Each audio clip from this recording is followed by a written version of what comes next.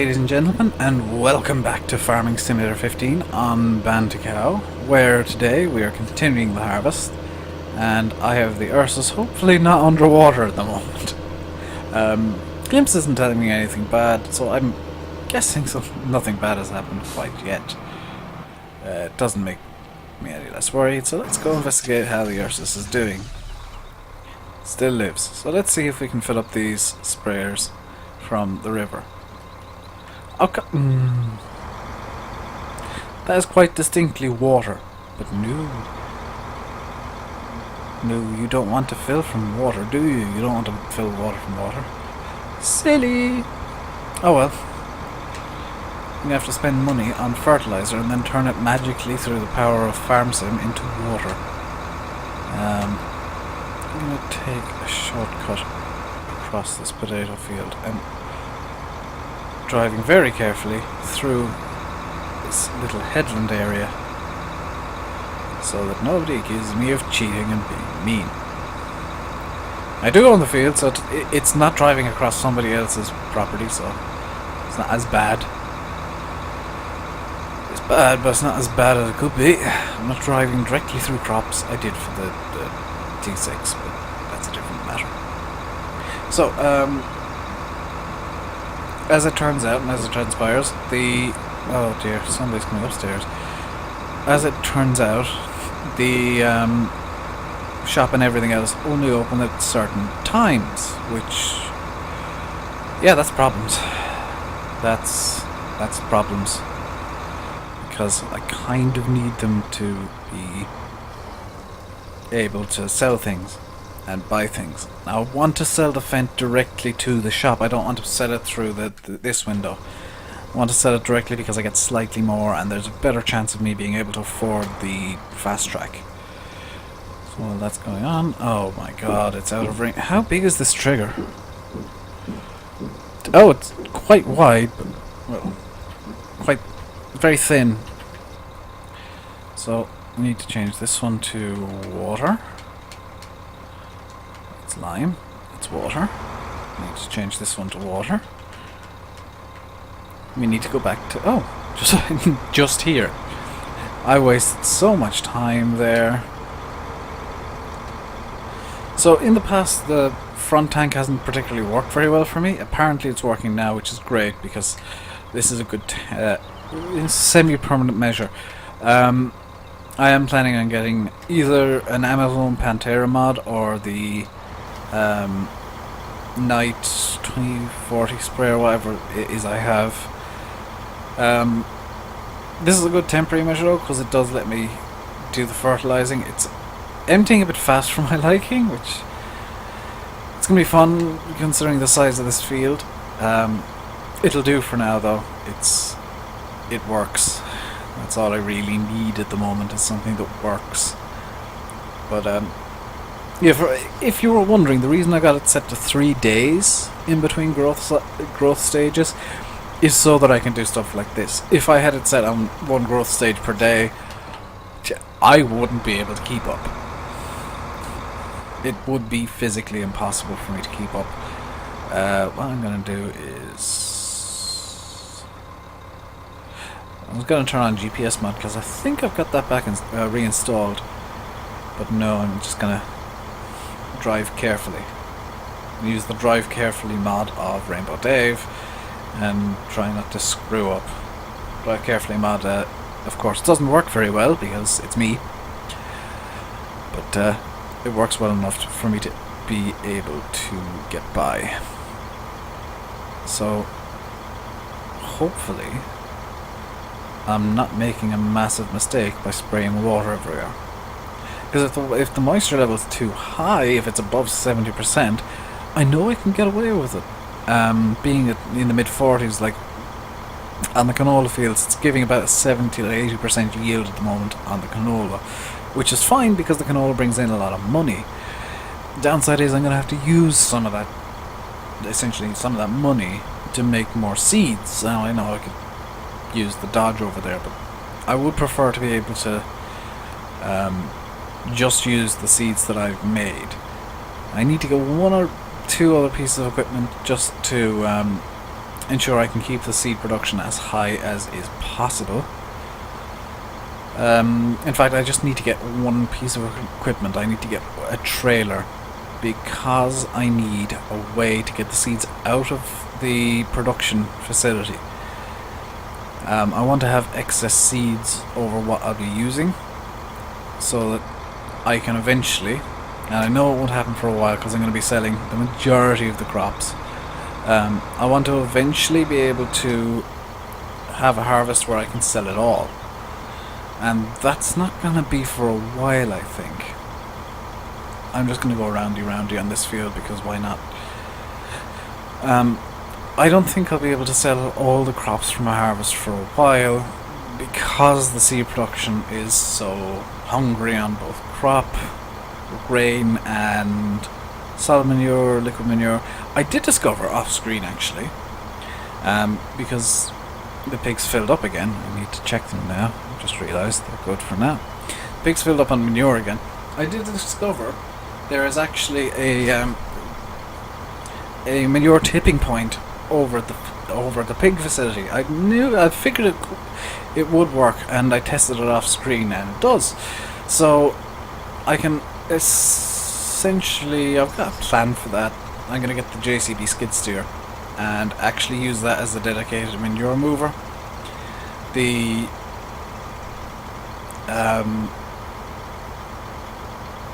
conveyor belt is going to stay there as well. I'm just going to move that into the actual manure pit because I'm going to have more manure there than in the pigs. I think the skid steer will be good enough to be able to deal with what the pigs make, if I put the manure fork on it, of course. And that should, in theory, I say this in theory, it probably won't work well in practice. I say it in theory, it should work pretty well, and be nice to me. Nothing is ever nice to me in this game. It is, as I'm recording this, and the previous episode actually, it's the 8th of February of April today. And my voice is a bit raspy for some reason. I don't know why. I think I need to drink some water, so I'm going to do that in a second. I'm just going to start this guy. Oh dear. I'm going to start this guy off in the next row because I've changed my mind and I'm going to go across now. So I'm just going to take a quick break here from talking and have some water.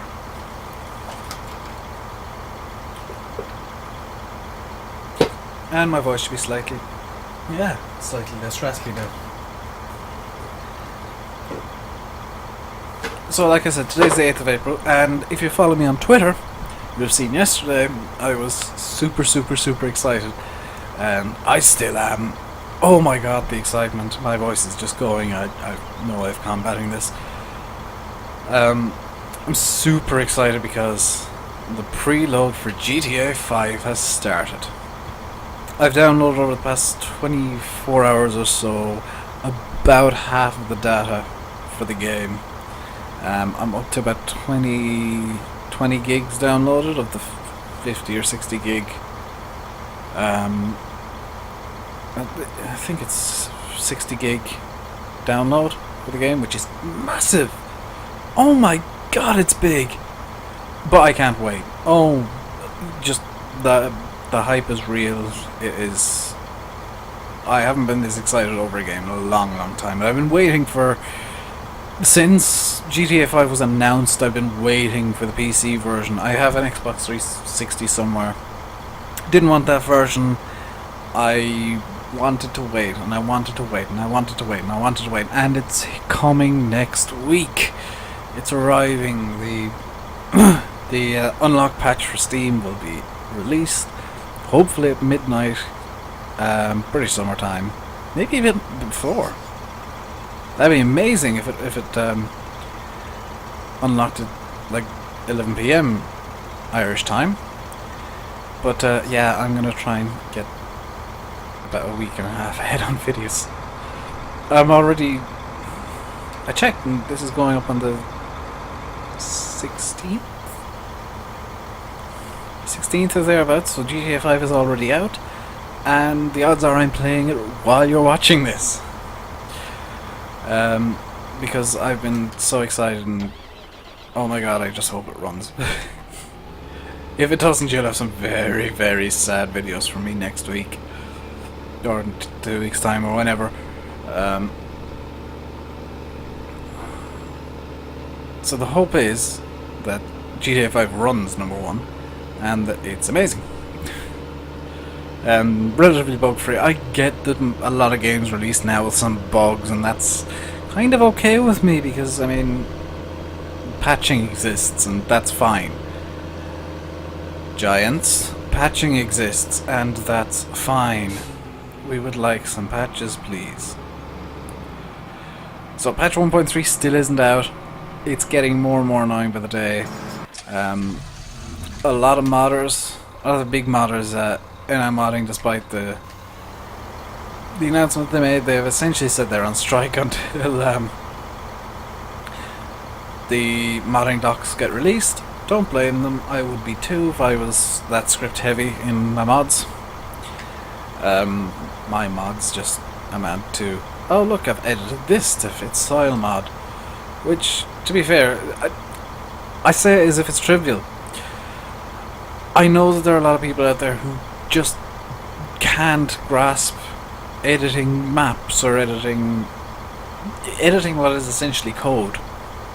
And I'll admit that, oh, the T6 is full. I'll admit that with soilmod 2013 I couldn't install it. I couldn't get my head around what needed to be done. But the 2015 install, it's so much. It's just far better. Decker, what he's done is he's simplified the installation process, moved a lot of the stuff that you had to install in 2013, he's moved that into a script within both soilmod mod itself and a small file you have to paste into the map, which of course I have done here. So that's a lot of the work that he has done himself, and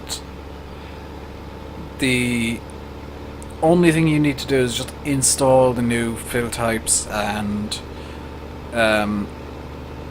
the calls to get the stuff from the Lua script and the actual mod script itself. So that's a really big help to people who have absolutely no idea how to mod like me. I know I made a tutorial on it, but that doesn't mean I'm confident with it. Oh my god, Giant's editor just is beyond me. I did try to learn some coding as well, beyond me, but I kind of... If you know the very, very basics of code, like if statements, and statements, or statements, you can kind of grasp what's going on in the likes of soilmod. The absolute basics you can kind of guess, and I must say Decker does an amazing job of commenting up what the code is actually doing. So if you're interested in learning to code and learning to make mods for Farm Sim, I would actually suggest looking through soilmod and the bigger scripts like soilmod. Wheel lanes, I know Decker made that as well. Glance is Decker's as well. I think you should look through them if you want to learn how to make mods for Farm Sim, because Decker, I went through the actual LUA file, the Lua file for soilmod when I was just doing some investigation on how to increase the number of days. This was because I didn't read the README correctly, or fully, or at all, and I thought you had to edit the Lua file that goes within the map. No, I was wrong. You just have to edit a single line of clear save game XML and then you're done. But looking at the Lua script and the actual script behind it, I was amazed at how well he noted how well he actually explains what's going on within the code. Like he says, oh, this does this and this does this. There are a few actual statements noted out because I don't think they worked correctly, so he just noted them out, and because he's using GitHub now as a repository, and he's essentially got the mod out on GitHub instead of FSUK. There is a download link to FSUK as well, and not in my mod list. I just link directly to the GitHub because that's the easiest place to go. He will update it semi-regularly, but any updates will be from GitHub. And the FSUK is just so that he can have a support topic that isn't GitHub. If he needs extra information, he will direct people to the GitHub, but it's not 100% necessary, which I think he's balanced it out between using FSUK and having an ability to track bugs and problems. Because GitHub is great for tracking bugs and problems, FSUK not so much, because it's FSUK has a lot of noise. A lot of people who say, oh, this is a problem, because they don't know what they're doing in many cases. An example would be, I can't remember the name of the person, I wouldn't name them if I did, but there was one person on the support topic for soilmod asking Decker why a specific mod wasn't working with soilmod. The problem was he thought the person who made this comment said, oh, it must be soilmod because every other sprayer I have works right, and posted some a bit of their log file, and it was quite clear that the problem was with the sprayer because it wasn't picking up any fill types at all. It was a Cat Challenger sprayer, which I've seen a few times. Looks nice, but with that log, the log errors I saw from that, I ain't getting it. Plus I've got the Night 2050 Vista, and I'm gonna get an Amazon Pantera sprayer. I will be swapping it out for... There is one on the way from FSUK, I believe. I don't know if it's been dumped because Giants gave people who pre-ordered the game from them the Pantera as a free mod, which Giants, bad idea because I pre-ordered the game as well. I pre-ordered it on Steam. I know you guys got less money, but I don't like when developers do that. Say, oh well, you bought it on the wrong platform. You bought it on Steam. We wanted you to buy direct from us. Yeah, but Steam kind of has an advantage in that all of my games are the vast majority of my games are on Steam, and it's a lot easier to track where all my games are because they're all on Steam. And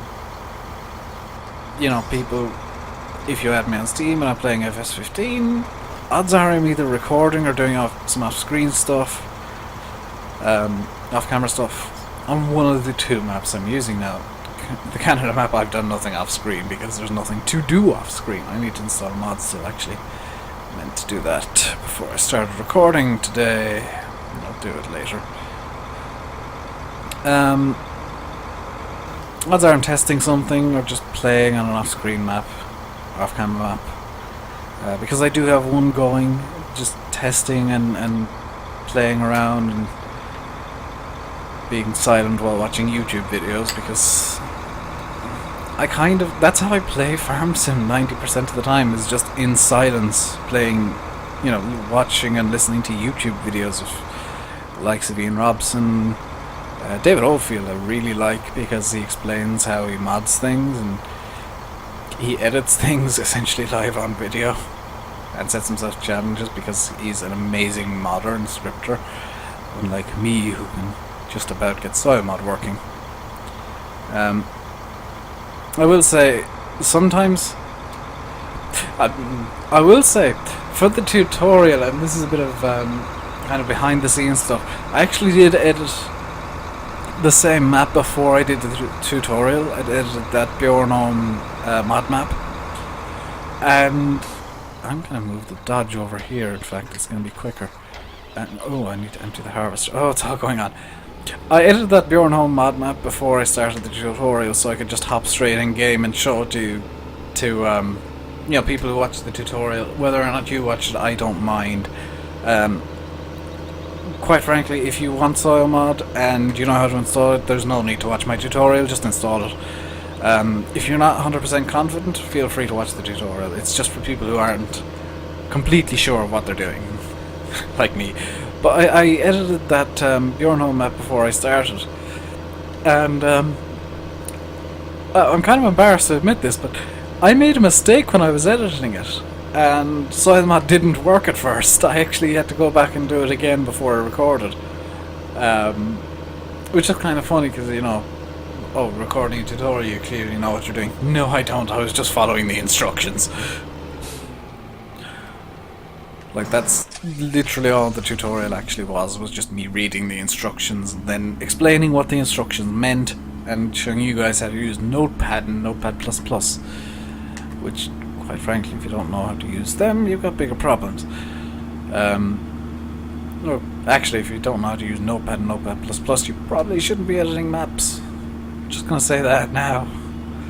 I wonder if I park this thing like this. Can I get both triggers in one go? Because that'd be nice. So let's hop into the Ursus. Oh, that's beautiful. So now we're on super speed fitting. That's great. That's amazing. That's what I wanted. Gonna have to move the Dodge again, but it does mean that I can do this. You can see, I'm actually going to show you guys now, because I can. Just watch the rear of the tractor, because it's moving depending on what the fill type is. Like, I'm going to bring it around to NPK. So NPK, it's quite heavy. PK is heavier. Nitrogen on its own is quite really heavy. Herbicide A, not so heavy. B is slightly heavier. C is slightly heavier still. Double A is surprisingly not heavy. Double B is heavier. Double C is heavier still. Lime weighs essentially nothing apparently. And water's quite heavy. So I think that's a nice little feature that he's got different weights for the different fill types. And they're both set on water. Good. So I'm just going to drive this tractor back to wherever it emptied. Which is back here somewhere. Where is it? Ah, over here. And what I'm going to do is I'm going to actually end the episode here. Because we're running over time as usual. I don't care as much about time anymore. It's more the problems YouTube have than anything else. You know, processing hell, the mad return of it, and deciding not to upload thumbnails at random. Oh my god, if you follow me on Twitter you get to see some of the problems I have and my rantings about them. And my rantings about other people's problems as well, like causing people offense. That was a fun little rant. I'm not going to repeat it now because I do want to end the episode here, and I'm actually going to... what time is it? Yeah, I'm going to record a couple of episodes on Canada map, or the Canadian farm, straight after this, so I will see you next time. Forgot my own outro. I've been Rainbow Dave. You've been watching Farming Simulator 15 on Bantikow, which I almost called Bjornholm yet again. Please comment, like, and subscribe and all that good stuff. I'm going to stop here because I'm not going to move the Dodge. In the next episode, we will be pretty much continuing with all of this, if I haven't already done so. We'll also be... I can only do at most 2.5 hours or so, well, the better part of 3 hours of off-screen work, because we're going to be switching over to midnight and into day 3. So there might be some very, very late night farming going on. And yeah, I'm going to be working all hours, I suppose.